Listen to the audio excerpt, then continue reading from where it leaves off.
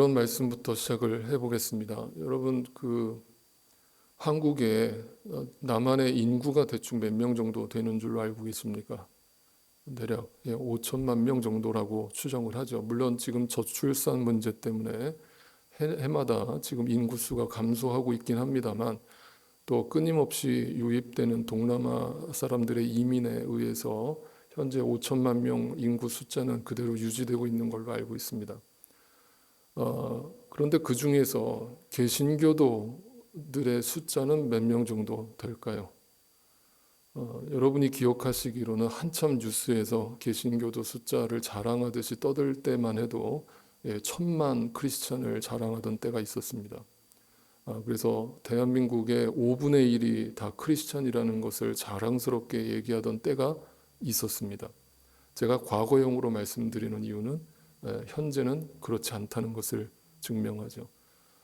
현재 2025년에 개신교도 숫자를 조사를 해봤더니 좀 충격적인 결과가 나왔습니다. 데이터상으로는 약 800만 명 정도로 추정이 됩니다. 약 20년 사이에 200만 명 정도가 교회에서 빠져나갔습니다. 그리고 그들은 타 종교로 가든지 아니면 아예 무교를 선택했습니다. 그런데 실제로 교회 숫자가 감소하는 것은 훨씬 더 눈에 띌 정도로 급격합니다. 왜 그런가 하면 한국의 800만 명의 크리스천 중에서 현재 꾸준히 주일날 예배를 참석하고 있는 성도의 숫자는 약 500만 명 정도밖에 되지 않는다는 조사가 나왔습니다. 한마디로 20년 사이에 절반, 반토막이 난 것이죠. 한국 교회는 아주 심각한 위기로 받아들이고 있습니다. 이러다가 정말 교회가 거의 사라질 지경일 수도 있겠다라는 두려움 속에 많은 신학자들과 목사님들이 우려 섞인 목소리를 내고 있습니다. 그러나 제가 여러분께 거듭 말씀드리는 것처럼 저는 그것이 하나도 놀랍지가 않고 어찌 보면 당연한 결과라고 우리는 이해되어집니다. 그동안 기독교, 한국 개신교는 사실상 거품처럼 정말 제대로 된 신앙을 갖고 있는 신자들이 신앙생활을 한다라기보다는 여러 가지 이유로 교회 안에 들어와서 그저 종교적인 생활을 이어가던 사람들이 훨씬 더 많았기 때문입니다. 어찌됐건 그 500만 명 정도가 꾸준히 예배를 출석하고 있다니까 그나마 희망을 걸어보는 것은, 그렇다면 이런 생각을 또 해보게 되죠. 그러면 한국의 500만 명, 그 사람들은 다 거듭난 크리스찬인가? 그들은 다 구원받은 사람들인가? 라고 하는 질문이 또 생깁니다. 아마도 저희 교회 안에도 아마 대부분이 다 세례나 침례를 받으신 걸로 제가 알고 있습니다만, 대다수 교회에 출석을 하게 되면 완전히 불신자로서 초신자로서 교회에 처음 등록을 하게 되면 적어도 한 1년 정도는 새신자 교육을 받고 예배 생활을 꾸준히 할 수 있도록 권면을 받습니다. 그럼 1년 정도 되면은 어떤 일이 벌어지냐면 이제 부교육자님들이 먼저 찾아오셔서 성도님 이제 교회 한 1년 정도 출석하셨는데 이제 세례를 받으실 때가 된 것 같습니다. 그러니까 세례 침례에 참여하셔서 세례 교인이 되십시오. 라는 독촉과 권면을 받습니다. 그래서 마지못해 세례를 받는 케이스도 굉장히 많이 있습니다. 그리고 또는 옆에 있는 교우가 또 옆에 있는 친구가 야, 나 이번에 세례 받는데 너도 나랑 같이 받자 해서 덩달아 따라서 세례를 받기도 합니다. 특히 대한민국의 남자들은 군대 가면은 세례를 받게 되는데 어떤 일이 벌어지냐면 군대에 가면은 교회에서 초코파이를 줍니다. 그러면 초코파이를 한 박스를 줍니다. 세례를 받으면 평상시에는 1개, 2개 줄 정도인데 세례 받으면 한 박스를 줍니다. 그러면 세례 받겠습니까? 안 받겠습니까? 네. 너나 나나 할 것 없이 세례 받겠다고 줄을 섭니다. 그래서 목사님이 거의 한 300명, 400명을 앉혀놓고 머리에다 막 뿌리면서 세례를 줍니다. 그래서 단체 세례식을 행합니다. 그러면서 그들은 나는 군대에서 세례받았다. 나는 세례교인이다 라면서 얘기를 하고 다닙니다. 그 숫자가 500만 명. 네, 결코 많은 숫자라고 할 수 없겠죠. 그런데 제가 이런 얘기를 처음에 드리면서 설교를 시작하는 이유가 있습니다. 이게 비단 오늘만의 문제가 아닙니다. 사도 바울은 로마서를 쓰면서 로마에 있는 성도들한테 이런 질문을 합니다. 로마서 6장 3절입니다. 세례를 받아 그리스도 예수와 하나가 된 우리는 모두 세례를 받을 때에 그와 함께 죽었다는 것을 여러분은 알지 못합니까? 여러분은 알지 못합니까? 왜 바울이 이런 질문을 던지겠습니까? 네, 그것을 전혀 아는 사람 같지 않게 신앙생활을 하는 모습을 보기 때문에 여러분이 세례 받을 때 그냥 형식적으로 받은 게 아니라 그냥 의식적으로 받은 게 아니라 그 세례와 침례를 통해서 여러분도 또 헷갈릴까 봐 말씀드립니다. 세례와 침례는 같은 뜻이라고 했습니다. 세례는 손세례라는 뜻이잖아요. 손으로 약식으로 머리에다가 물을 뿌리는 것을 세례라고 하고 침례라는 것은 베프티즘, 말 그대로 물 아래 완전히 잠겼다가 나오는 것을 말하죠. 저희는 침례교니까 당연히 침례 의식을 줍니다만 그렇다고 세례를 전혀 주지 않는 것은 아닙니다. 세례를 줄 때도 있습니다. 언제 줍니까? 만약 여러분이 이제 만약에 어떤 큰 병에 걸리셔서 운명하시기 바로 직전이 됐는데 여러분 중에 아직까지 예수님을 구세주로 영접하지 않으신 분이 죽기 전에 내가 예수님을 영접하고 싶습니다 라면서 병상에서 저를 초대했을 때 제가 가서 성도님 정말 세례를 받고 싶으십니까? 침례 받고 싶으십니까? 그러면 저랑 같이 저기 목욕탕이라도 같이 갑시다라고 끌고 가겠습니까? 아니죠. 그런 분들에게는 세례를 줄 수밖에 없는 거죠. 그러니까 그거는 상황에 따라 언제든지 혼용될 수 있는 것이지 의미는 동일하다는 거예요. 세례나 침례나 동일합니다. 어찌됐건 정말 여러분이 세례를 받았다, 침례를 받았다라고 하는 것은 무슨 뜻입니까? 내가 그리스도와 함께 죽었다는 것을 말하죠. 내 옛사람은 죽은 거예요. 그죠?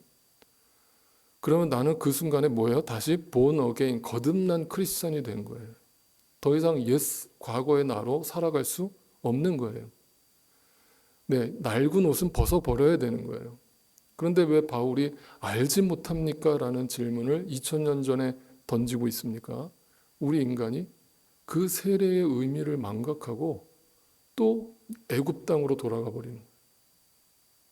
또 세상 풍조를 따라가 버리는 거예요. 또 세례 받기 전에 삶으로 돌아가 버리는 거예요. 세례의 의미는 완전히 까마득히 잊어버리고 그냥 썬데이 크리스천이 되는 거예요. 네. 그런 것으로 인해 그런 신앙으로는 조금만 풍랑이 오면 절대 버텨내지 못합니다. 근데 그것은 내 노력으로 가능한 게 아니죠. 정말 그 안에 세례를 통해서 하나님이 믿음을 허락했느냐라고 하는 질문을 진지하게 던져봐야 되는 거예요. 정말 나는 예수님을 만났느냐? 나는 정말 예수님을 인격적으로 만났느냐? 그리고 말씀을 통해 확인했느냐? 그것을 확인했다면 알지 못합니까? 여러분이 세례 교인이 됐다는 것의 의미를 정말 알고 있습니까? 어떻게 살아야 됩니까? 우리는 어떤 모습으로, 어떤 자세로, 어떤 생각으로, 어떤 가치관으로 이 땅을 살아야 합니까? 라는 질문을 던지게 되는 겁니다. 여러분, 사도행전에 보면 예수님이 부활 승천하신 이후에 오순절날 마가의 다락방에 120여 명의 문도들이 모여서 기도할 때에 성령이 불같이 임하는 장면이 나타나고 있습니다. 그 성령을 받은 그 120명의 성도들은 방언을 하기 시작했습니다. 그 방언이라고 하는 것은 오늘날 우리가 생각하는 못 알아듣는 신비적인 방언을 말하는 것이 아니라 우리가 언어적으로 다 알아들을 수 있었던, 당시 유대인들은 디아스포라 유대인들로서 세계 각처에 다 흩어져서 살고 있었기 때문에 그들이 6월절이나 오순절이 되면 다 예루살렘으로 모였습니다. 그런데 그들은 다 1세들이 아니라 이미 2세, 3세들이에요. 남의 나라에서 다 쉽게 말하면 우리나라 사람이 미국에서 태어나서 미국에서 자란 거예요. 그러니 당연히 모국어를 잊어버렸겠죠. 그러니까 자기가 태어난 나라의 언어만 알고 있는 거예요. 근데 그들이 오순절날 성령을 받은 120명의 문도들이 그 각 나라 말로 방언을 하기 시작하는 겁니다. 그 내용은 무슨 내용이었겠습니까? 복음을 선포하는, 이 땅에 복음을 선포하면서 그 복음 안에서 성령 안에서 다시 교회가 하나 될 수 있음을 선포했습니다. 그것이 오순절날 성령 강림 사건이에요. 그때 바로 베드로가 그 성령을 받은 자로서 설교를 시작합니다. 근데 그 설교를 듣는 청중은 누구였습니까? 유대인들입니다. 아직까지 예수님을 영접하지 않은 불신자예요. 그들에게 베드로가 이렇게 설교를 시작합니다. 사도행전 2장 22절입니다. 이스라엘 동포 여러분, 이 말을 들으십시오. 여러분이 아시는 바와 같이 나사렛 예수는 하나님께서 기적과 놀라운 일과 표징으로 여러분에게 증명해 보이신 분입니다. 하나님께서는 그를 통하여 여러분 가운데 이 모든 일들을 행하셨습니다. 라면서 성령을 받은 베드로가 예수 그리스도를 증거하기 시작하는데, 그 유대인들이 듣기 좋아하는 설교를 하는 것이 아니라 갑자기 설교의 논조를 바꿔서 이렇게 얘기합니다. 2장 23절입니다. 이 예수께서, 지금 제가 설교하는 주인공이신 이 예수 그리스도께서 버림을 받으신 것은 하나님이 정하신 계획을 따라, 창조 전부터 계획된 그 하나님의 계획에 따라, 섭리에 따라 알고 계신 대로 된 일이지만, 바로 여러분이 그를, 예수를 무법자들의 손을 빌려서 십자가에 못 박여 죽였습니다.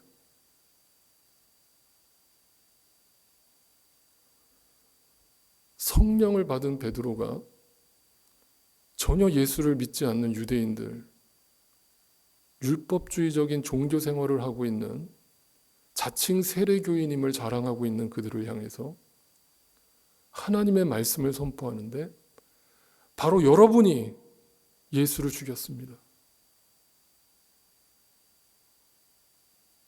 로마인들이 예수를 죽인 게 아닙니다.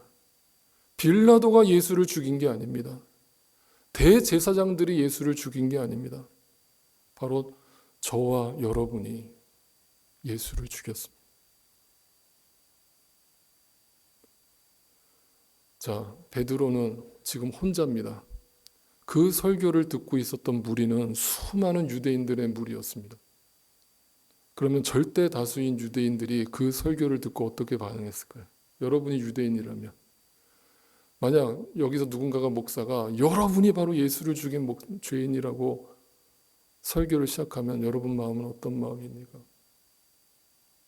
불쾌하죠. 만약 그들이 합심해서 베드로에게 돌이라도 던지면 아무런 막을 수 있는 방법이 없습니다. 그냥 돌팔매질을 당해서 죽는 수밖에 없어요. 그걸 무릅쓰고 베드로는 절대 다수인 유대인들 앞에서 바로 당신들이 예수를 죽였다라고 설교를 시작합니다. 대충 위로하고 덮어주고 긍정의 힘 이런 거 없습니다. 우리의 실체를 고발합니다. 그러면서 이 36절에 계속 이렇게 증거합니다. 그러므로 이스라엘 온 집안은 확실히 알아두십시오. 유대인 여러분, 확실히 알아두십시오. 하나님께서는 여러분이 십자가에 못 박은 이 예수를 주님과 그리스도가 되게 하셨습니다. 주님이 살리셨고 하나님이 살리셨지만 여러분이 죽였습니다.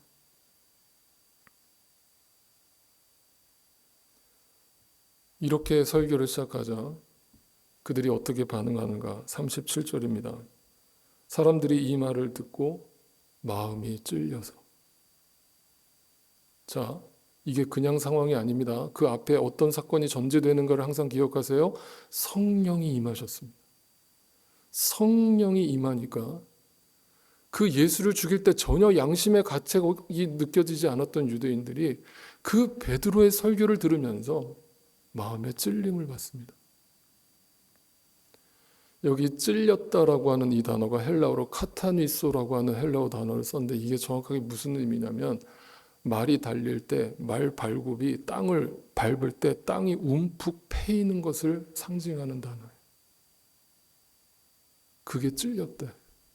다시 말하면 말 발굽으로 내 마음을 짓밟듯이 하나님의 말씀이 내 마음을 찢고 눌렀다는, 그 말씀을 듣는데 너무 마음이 아프고 내가 죄인이라는 게 보이기 시작하고 나에게 아무런 소망이 없었다는 것이 보이기 시작해요.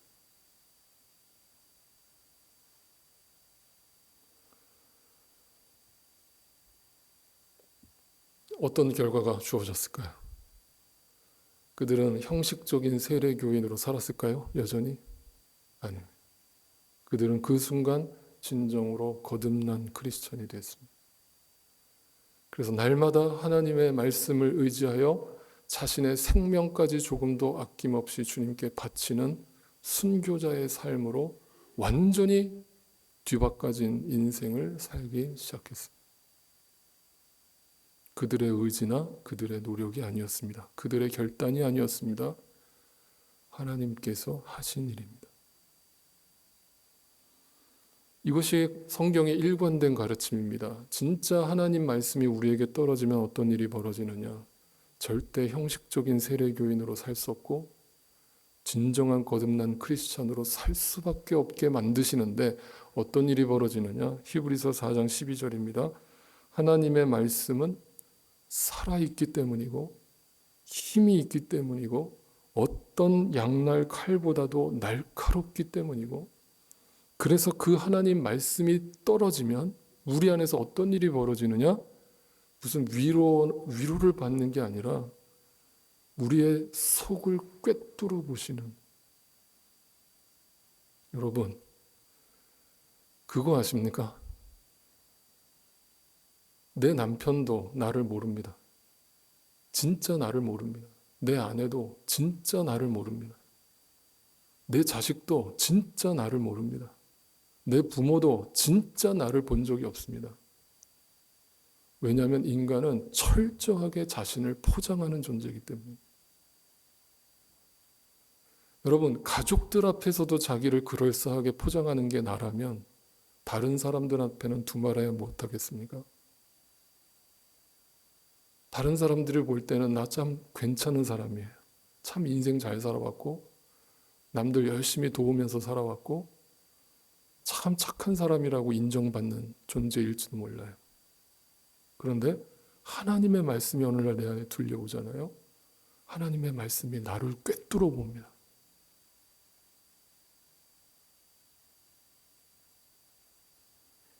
그리고 내 혼과 영을 갈라내고 관절과 골수를 찔러 쪼개버립니다. 여러분 잘 보세요. 혼과 영과 관절과 골수는 다 피부 아래에 감춰져 있는 거예요. 눈에 안 보입니다. 눈에 안 보여서 남들은 다 속일 수 있습니다. 근데 진짜 하나님의 말씀이 내 안에 들려오잖아요. 그 말씀이 나를 완전히 발가벗겨버립니다. 그게 말 발굽이 땅을 움푹 패이듯이 충격적으로 내 안에 다가옵니다. 아, 내가 예수를 죽였구나. 내가 날마다 지금도 예수를 죽이고 있구나. 마음에 품은 생각과 의도를 밝혀냅니다. 그래서 말씀은 거울입니다. 거울을 볼 때 나의 허물이 다 보입니다. 그런데 어떤 이는 거울을 보고 그냥 아무런 고칠 생각을 하지 않으면 흠이 있네. 나는 완전하지 않네. 그걸 보고 그냥 끝냅니다. 덮어버립니다. 어떤 이는 그 거울을 보고 하나님 앞에서, 말씀 앞에서 자신을 비춰보면서 돌이킵니다. 그 차이는 하나님의 은혜가 허락된 자는 반드시 돌아서게 되어 있고 회개하게 되어 있고 다시는 그 길로 갈 수 없는, 하나님이 기뻐하시는 길로 가게 되어 있다는, 그게 말씀을 진짜로 받아 먹은 자의 열매인 거예요. 그래서 제가 여러 번 거듭 말씀드렸죠. 여러분이 은혜를 받았다라고 하는 것이 뭐라고 제가 말씀드렸습니까? 은혜를 받았다는 것이 그냥 뭔가 내 감정적으로 터치가 됐다. 오늘 참 설교가 감동적이었습니다. 참 위로가 됐습니다. 목사님 정말 제가 공감했습니다. 그래서 은혜 받았습니다. 목사님 감사합니다.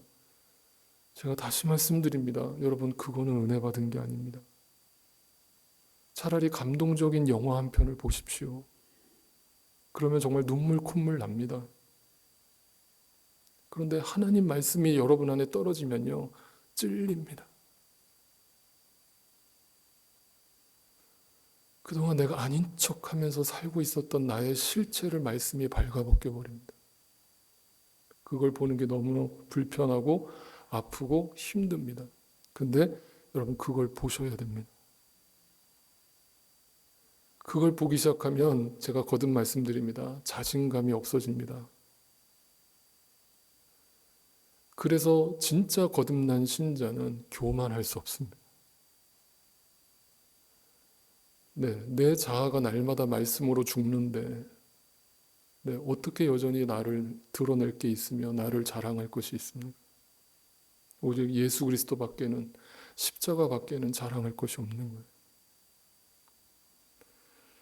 이 말씀을 제가 서론에 드리는 이유가 있습니다. 오늘 누가복음 21장의 본문은 예수님께서 계속 종말의 때를 우리에게 가르쳐주고 계십니다. 그때 이러한 징조들이 나타날 것이고 너희는 이렇게 행동해라 라는 것을 우리에게 가르쳐줍니다. 그런데 중요한 포인트는 이겁니다. 우리는 이 설교를 들으면서 이 말씀을 읽으면서 어떻게 포인트를 갖냐면 그 마지막 때에 어떤 징조들이 나타날까? 어떻게 막 세상에 전쟁이 일어나고 막 적그리스도들이 나타나고 막 지진이 일어나고 온갖 기근과 전염병들이 창궐하고 이런 어떤 외적인 현상으로서 그 종말을 이해하는 분들이 많습니다. 그 전에 종말의 의미가 정확하게 뭔지부터 다시 한번 이해를 해보셔야 됩니다. 오늘 본문 21장 20절입니다. 예루살렘이 군대에게 포위당하는 것을 보거든 그 도성의 파멸이 가까운 줄 알아라. 여러분 역시 이것도 제가 수도 없이 말씀드렸습니다. 성경에서 유대인들에게 예루살렘이라고 하는 도시는 어떤 의미입니까? 그냥 보통 도시가 아니죠. 이들에게 예루살렘은 말 그대로 하나님의 도성이에요. 성전이 있는 하나님의 도시입니다. 그래서 이 예루살렘은 어떠한 적의 침공과 위협이 있더라도 이 예루살렘만큼은 빼앗기면 안 되는 거예요. 유대인들한테. 그래서 벌어진 전쟁이 뭐예요? 그게 뭐예요? 역사 속에서 끊임없이 팔레스타인 지역에서 그 예루살렘을 빼앗기 위해서 어떤 전쟁이 벌어졌습니까? 십자군 전쟁이 그 맥락이고 끊임없는 종교 전쟁이 일어났던 이유가 그 예루살렘을 빼앗기 위해서. 왜? 그 예루살렘이 특별한 장소라고 여겼기 때문입니다. 지금까지도 유대인들은 여기 미국에 살아도 기도할 때는 항상 어느 쪽을 바라본다고요? 저 서쪽에 저 예루살렘 성전을 바라보고 기도한다. 그 정도로 그들한테 예루살렘은 특별한 의미가 있어요. 그런데 여러분 우리는 다 압니다. 이 예루살렘 성전은 무슨 성전입니까? 무너져야 될 성전이죠. 왜냐하면 진짜 성전이 이 땅에 오셨기 때문이죠. 참 성전이 누구십니까? 예수 그리스도가 이 땅에 오셨기 때문에. 더 이상 성전은 눈에 보이는 건물이 아니라 예수 그리스도를 믿는 성도 한 사람 한 사람이 주님의 성전인 것이고 예수 그리스도가 성전인 거예요. 그러니까 옛 성전은 무너져야 되는 거예요. 그러면 여기서 말하는 이 옛 성전인 예루살렘은 뭘 상징합니까? 바로 저와 여러분의 거듭나기 전에 옛 자아를 말하는 것이죠.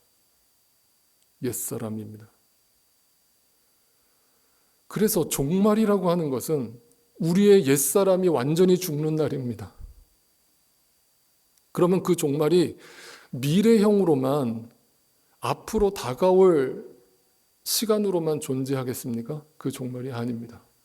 여러분이 정말 하나님 앞에서 십자가의 예수와 함께 죽은 존재라면, 세례받은 교인이라면 진정한 의미에서 그때 이미 내 옛 성전으로서의 예루살렘 성전은 무너진 거예요. 죽은 거예요. 그리고 내 안에 참 성전이 세워진 겁니다. 그것이 예수 그리스도를 믿게 된 겁니다. 네. 그러니까 지금 이 예수님의 예언은 종말은 지금 우리에게 그대로 유효한 거예요. 오늘도 여러분이 진짜 하나님의 복음이 믿음이 들어가려면 먼저 하나님께서 여러분의 실체를 발각시킨 다음에 그 옛 성전을 무너뜨리십니다. 그때 너무 고통스럽다니까요. 네, 정말 도망가고 싶다니까요. 근데 여러분, 하나님이 죽게 하실 때 그것이 얼마나 축복인가를 아는 사람은 압니다. 오늘도 하나님이 이 옛 성전을 무너뜨리시는구나, 내 안에서. 그리고 참 성전이신 예수 그리스도를 보게 하시는구나. 결국 질그릇이 깨져야 그 안에 담긴 보배가 보이는구나. 네, 이것이 신앙생활임을 알게 되는 것이죠. 그러면서 21장 22절이 이렇게 증언합니다. 그때가 기록된 모든 말씀이 이루어질 징벌의 날이다. 징벌의 날이다. 여기 영어로 vengeance라고 하는 단어가 복수라는 뜻이에요. 그럼 복수의 날이다. 무슨 말이냐면 이미 하나님께서 끊임없이 이 땅에 선지자들을 보내서 하나님의 말씀을 우리에게 선포하셨다는 거예요. 기회를 주셨다는 거예요. 돌이켜라. 너의 옛 성전을 버리고 참 성전으로 돌아와라 라고 끊임없이 회개를 촉구하고 말씀을 선포했다는 거예요. 기회를 줬다는 거예요. 시간을 줬다는 거예요.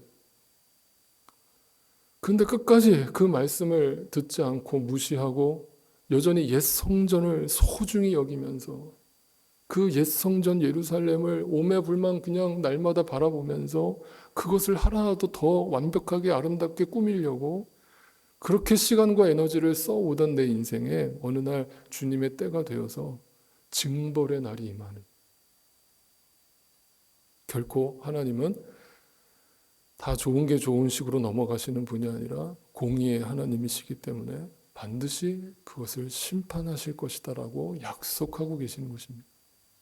그러므로 그 때가 이르기 전에 그 옛 성전을 버리고 도망하라. 그래서 21절에 이렇게 증언합니다. 그때에 유대에 있는 사람들은 산으로 도망가고 그 도성 안에 있는 사람들은 거기에서 빠져나가고 산골에 있는 사람들은 그 성 안으로 들어가지 말아라. 다 뭘 얘기하는 거예요? 옛 성전에서 빠져나와. 너의 눈에 보이는 여전히 소유에 집착하면서 살아가는 그 삶을 빨리 버리고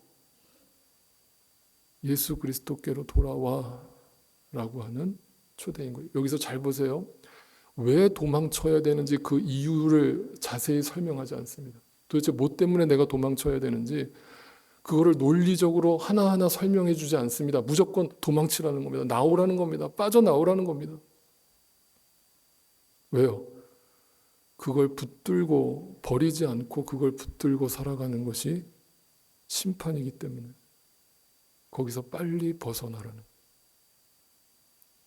곧 주님의 때가 왔을 때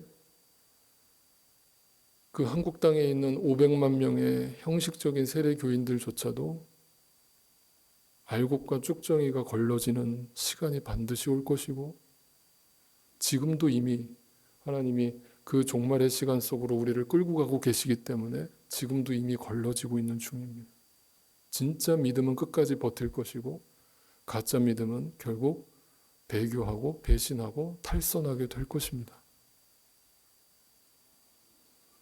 26절입니다. 사람들은 세상에 닥쳐올 일들을 예상하고 무서워서 기절할 것이다. 사람들은 눈에 보이는 징조만을 보고 현상만을 보고 두려워할 것이다. 흔들릴 것이다. 온 우주 만물이 다 흔들려서 사람의 마음도 요동칠 것이다. 두려워서 벌벌 떨 것이다. 27절 그때에 그러나 사람들은 인자가 큰 권능과 영광을 띠고 구름을 타고 오는 것을 비로소 볼 것이다.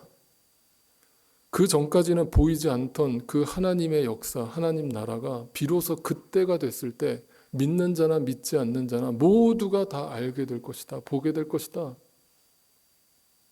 그때 후회해봐야 소용없다라는 의미를 담고 있습니다. 그러면서 우리 믿는 자들한테는 이렇게 얘기합니다. 28절, 이런 일들이 일어나기 시작하거든 너희는 일어서서. 성경에서 일어나라는 것은 앉았다가 일어나라는 말의 의미가 아닙니다. 일어나라는 것은 부활을 의미하는데, 죽었던 이 땅에 속해 있던 내가 완전히 이 육신을 벗어버리고 하나님과 영원히 생명 속으로 들어가는 그 순간을 의미합니다. 그러면서 머리를 들어라 이렇게 얘기합니다. 이것은 갑자기 하늘을 쳐다보라는 의미가 아니라 우리의 시선이 땅에만 고정되어 있어서 땅만 쳐다보면서 한숨 쉬면서 고작 옆에 기웃거리면서 눈치나 보면서 그렇게 살던 우리 인생에 머리를 들어서 하늘을 보라라는 것은 참 성전이신 예수 그리스도를 바라보라는 뜻입니다. 그것이 종말을 맞이하는 신자의 거듭난 크리스찬들의 마지막 모습이어야 한다는 것이죠. 여러분, 2025년도 다사다난했던 한 해가 지나갔습니다. 2026년도 우리는 우리에게 좋은 일이 일어날 것을 기원하고 그것을 또 간절히 소망하지만 우리의 현실은 경험을 통해서 우리는 알고 있습니다. 2026년에도 분명 뜻하지 않은 고난을 만나게 될 것이고 전혀 예상할 수 없었던 폭풍우를 우리는 또 만나게 될 것입니다. 그러나 믿는 자나 믿지 않는 자나 동일하게 겪는 인생의 고난 속에서 믿는 자와 믿지 않는 자의 가장 큰 차이점이라고 한다면 바로 그것이 이러한 믿음의 모습, 믿음의 자세로 드러나게 되는 것이죠. 결국 믿는 자는 그 고난 속에서 땅만 쳐다보는 것이 아니라 머리를 들어서 다시 오실 주님을 바라보면서 그것이 여러분에게 허락된 믿음이 있기 때문에 그것이 가능한 것이죠. 오늘 내년 새해도 바라옵기는 우리가 그 참 성전이신 예수 그리스도만 바라볼 수 있는 믿음이 우리 모두에게 허락되기를 간절히 소망합니다. 사도 바울은 마지막으로 이렇게 얘기합니다. 고린도 교인들한테 이런 이야기를 합니다. 고린도전서 9장 24절입니다. 경기장에서 달리기 하는 사람들이 모두 달리지만 상을 받는 사람은 하나뿐이라는 것을 여러분은 알지 못하십니까? 이와 같이 여러분도 상을 받을 수 있도록 달리십시오. 이 말만 들으면 뭔가 사도 바울이 열심히 사십시오. 인생에서 목표를 가지고 성공지향적인 그런 뭔가 눈에 보이는 열매를 기대하면서 뛰십시오. 그렇게 게을르게 살지 마십시오라고 권면하는 듯한 뉘앙스입니다. 그러나 25절이 이렇게 증언합니다. 경기에 나서는 사람은 모든 일에 절제를 합니다. 그런데 그들은 썩어 없어질 월계관을 얻으려고 절제하는 것이지만 우리는 썩지 않을 월계관을 얻으려고 하는 것입니다. 이 땅의 모든 사람들은 인생에서 썩어 없어질 그 월계관을 얻어보겠다고 내년 새해에도 목표를 세우고 계획을 세우고 미친 듯이 앞을 향해서 뛰어갈 겁니다. 경주마처럼.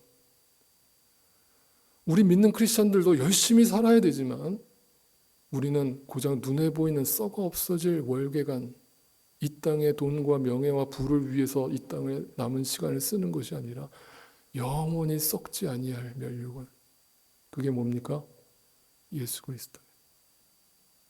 그 예수 그리스도를 주인으로 삼고 그분의 뜻을 쫓아서 뛰십시오.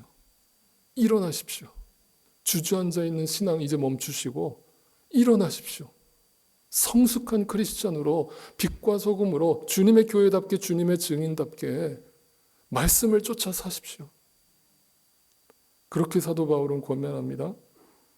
26절, 그러므로 나는 목표 없이 달리듯이 달리기를 하는 것이 아닙니다. 나는 허공을 치듯이 권투를 하는 것이 아닙니다. 이 세상 사람들은 마치 허공을 치는 것처럼 결국 사라질 것들을 위해서, 결국 허무한 것으로 끝날 것들을 위해서 열심히 고군분투하면서 살아가지만 우리는 눈에 잠시 있다가 사라질 것들을 위해서 뛰는 게 아닙니다. 열심을 내는 게 아닙니다. 영원한 것을 위해서 그 푯대를 향해서 우리는 달려가는 중입니다. 그러므로 사도 바울이 어떻게 고백합니까? 27절. 그 달려간다는 것의 의미는 어떻게 해석됩니까? 27절. 그러므로 나는 내 몸을 쳐서 하나님의 말씀 앞에 굴복시킵니다. 잡은 것으로 여기지 않고 이미 그 구원이라는 것이 내게 완전히 주어졌다라고 생각하지 않고 나도 이렇게 말씀을 전해놓고 그 구원에서 제외될지도 모르니까 늘 두렵고 떨리는 마음으로 날마다 나를 죽이면서 그 하나님의 말씀이 나를 오늘도 발가벗겨 놓을 때 그래 이게 나지, 그래 이게 이거밖에 안 되는 게 나지, 이것을 자복하고 자백하고 그 발가벗겨진 마음으로 주님 앞에 나와서 엎드려서 주님의 은혜를 구할 때 내 안에 참 성전이 지어져 있음을 보게 된다는 것. 그것이 신앙생활임을 바울은 고린도 교인들한테 권면하고 부탁하고 있습니다. 믿음이 무엇입니까? 신앙생활이 무엇입니까? 다시 한번 오순절날 유대인들 앞에서 성령에 취해서 설교했던 베드로의 설교를 기억하십시오. 하나님의 말씀이 떨어지면 찔립니다.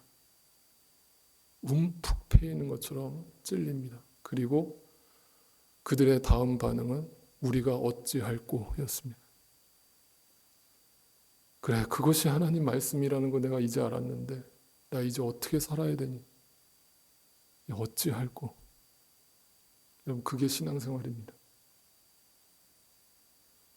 마음의 찔림과 어찌할꼬. 이 두 가지 고백이 다가오는 2026년 새해에도 우리 안에서 절대 망각되지 않고 잊혀지지 않기를 간절히 소망합니다. 기도하겠습니다.